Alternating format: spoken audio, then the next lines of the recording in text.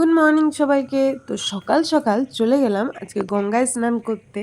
আর hot করেই প্ল্যানিংটা করা হলো, গঙ্গায় স্নান করতে যাচ্ছি বলে বেলপাতাও পেরে নিলাম। আর তারপর দেখো এই কটা কিন্তু শুধু ড্রাম নয়, আরও ড্রাম নিয়েছিলাম এরকম 3-4টে। আর ভোরবেলার ওয়েদারটা এত সুন্দর লাগছিল, আকাশটা দেখো দেখার মতো, মনে হচ্ছিল দেখতেই থাকি।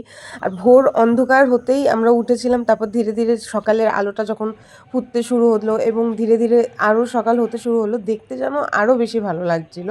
অ্যাকচুয়ালি আমরা গিয়েছিলামই গঙ্গার থেকে জল নিয়ে আসার জন্য, কারণ বাড়িতে একটু ফোঁটা গঙ্গার জল নেই। আর গঙ্গা যেহেতু আমাদের হাবড়া, অশোকনগর, গাইঘাটার মধ্যে কোথাও নেই, সেই কারণেই আমাদের গঙ্গায় স্নান করে জল নিয়ে আসার একটা প্রত্যেক বছর প্ল্যানিং থাকে।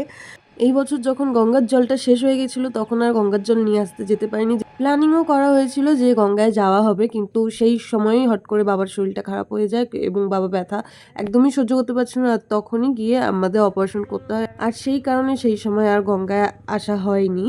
এবার তাই হট করে প্ল্যানিং হয়ে গেল যে চলো গঙ্গায় গিয়ে স্নান করে জলও নিয়ে আসা হয়ে যাক। আর স্নান করার পর ড্রেস চেঞ্জ করে আমরা চলে গেলাম এই চায়ের দোকানে, চায়ের দোকান থেকে চলে গেলাম মিষ্টির দোকানে।